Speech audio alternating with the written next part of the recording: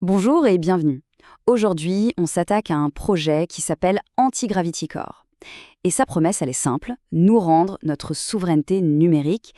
Et attention, on ne parle pas juste d'une idée en l'air, mais d'une architecture bien réelle que n'importe qui peut construire chez soi.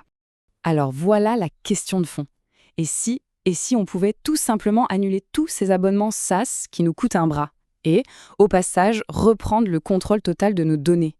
Fini les frais mensuels, fini les serveurs lointains et obscurs, juste nous et nos infos. C'est exactement ça la promesse qu'on va décortiquer. Pour bien comprendre, il faut voir les deux modèles qui s'opposent. D'un côté, on a le modèle classique, celui du cloud, celui qu'on connaît tous. On paye, on utilise, mais nos données, elles sont chez quelqu'un d'autre. On est un peu comme des locataires de notre propre vie numérique. Et de l'autre côté, il y a ce modèle souverain. Là, tout change. C'est gratuit, c'est open source, et surtout, ça tourne sur notre propre machine. On n'est plus locataire, on devient propriétaire. Et pour vous montrer à quel point ce système est puissant, on va regarder deux exemples bien concrets. D'abord, on va plonger dans un univers un peu plus sombre, avec l'App Fantôme, une sorte d'usine pour créer des identités numériques complètement intraçables. Et puis, accrochez-vous bien, parce qu'à la toute fin, on a un bonus spécial, le mode Dieu. Une fonctionnalité qui va, croyez-moi, complètement bluffer. Ça vaut le coup de rester jusqu'au bout, promis. Bon, assez de théorie. Pour que ça devienne vraiment concret, on va prendre un exemple. Faisons connaissance avec Marc. Marc, c'est un artisan, il est menuisier. Et son histoire, vous allez voir, elle est parfaite pour comprendre comment tout ça fonctionne dans la vraie vie. Le souci de Marc, c'est sans doute le souci de beaucoup de petits entrepreneurs. Il en avait juste marre. Marre de payer tous les mois pour des logiciels dans le cloud qui sont lents et qui en plus gardent ses données clients en otage.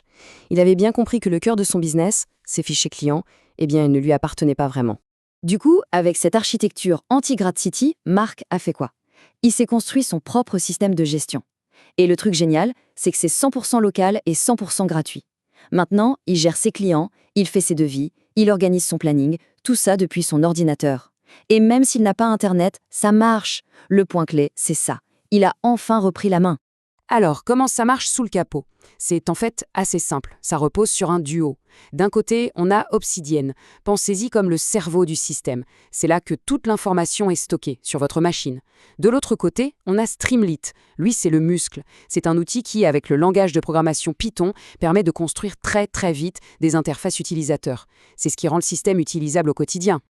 Ok, on a vu le concept, on a vu l'intérêt avec Marc. Maintenant, la question que tout le monde se pose. Comment on fait? Est-ce que c'est compliqué? Eh bien, vous allez voir que la mise en place de base est vraiment simple. On va le faire ensemble en 3 petites étapes. Première étape, pas de surprise, il faut installer les 2 outils de base, Python et Obsidian. Deuxième étape, on va dans Obsidian et on ajoute une petite extension, un plugin, qui s'appelle Custom Frames. C'est lui la pièce maîtresse, c'est lui qui va faire le lien.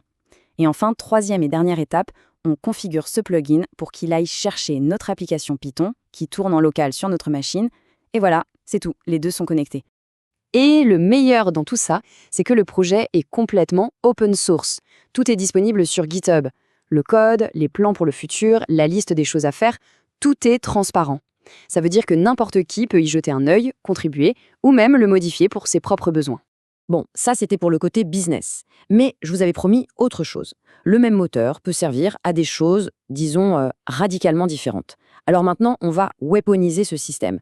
On change complètement de décor et on plonge dans le monde de la cybersécurité. On dit au revoir à l'atelier de Marc et on va faire la connaissance d'un tout autre profil. On va l'appeler Alpha. Alpha, son métier, c'est chercheur en sécurité. Et vous allez voir, ses préoccupations sont à des années-lumière de celles de Marc. Pour Alpha, l'enjeu est simple, l'anonymat absolu. Quand il mène une enquête sensible sur Internet, il ne peut pas se permettre de laisser la moindre trace. Chaque mission demande une nouvelle identité, un avatar numérique complètement stérile, un fantôme. La plus petite erreur, la plus petite information qui fuite, et c'est toute l'opération qui tombe à l'eau. Et là, regardez bien, c'est ça qui est fascinant. Le moteur, c'est exactement le même. Obsidian pour le cerveau, Streamlit pour les muscles. Mais les applications sont aux antipodes. Marc gérait des clients, Alpha, lui, il fabrique des fausses identités. Marc planifie ses projets, Alpha, il surveille si ses avatars ne se sont pas fait griller. C'est la démonstration parfaite que l'outil en lui-même est neutre. C'est ce qu'on en fait qui change tout.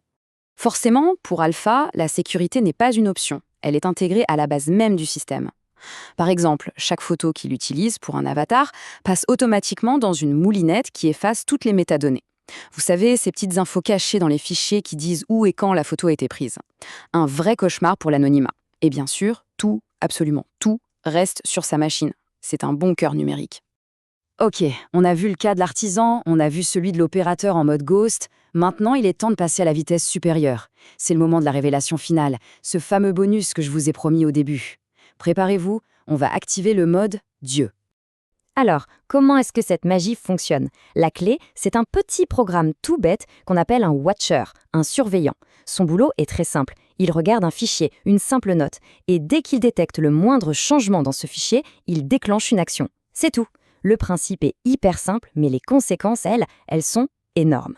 Imaginez le truc. Étape 1. Vous ouvrez une simple note et vous écrivez une phrase, comme « Ajoute-moi un graphique des ventes ». Étape 2. Le watcher voit ça. Il prend votre phrase et l'envoie à une intelligence artificielle. Étape 3. L'IA ne vous répond pas. Non. Elle agit. Elle comprend votre demande et elle réécrit, en direct, le code de votre application. Et là, sous vos yeux, l'interface change et le graphique des ventes apparaît comme par magie. On arrive au bout de cette présentation. Et avant de se quitter, c'est important de prendre un peu de hauteur. Parce que derrière l'outil, il y a une vraie philosophie, une idée forte. Cette phrase, elle résume tout. On n'est pas juste en train de parler d'un petit logiciel sympa. On parle de retourner complètement la table. De passer d'un monde où on loue notre accès à nos propres données à un monde où on en est l'unique propriétaire. Au final, les avantages sont évidents. 1. Vos données sont à vous. Point. Elles vivent sur votre machine et nulle part ailleurs. 2. Ça ne coûte rien. Fini les abonnements. 3. Ça marche même sans Internet. Et 4. La seule limite, c'est votre imagination. On l'a bien vu avec le mode Dieu. Et je vais vous laisser avec une dernière question. À l'heure où les IA deviennent de plus en plus grosses, de plus en plus centralisées, de plus en plus puissantes, la question n'est plus de savoir si on doit contrôler nos données, mais plutôt qui on veut laisser les contrôler. Et ça, ce n'est plus une question de technologie, c'est une question de société.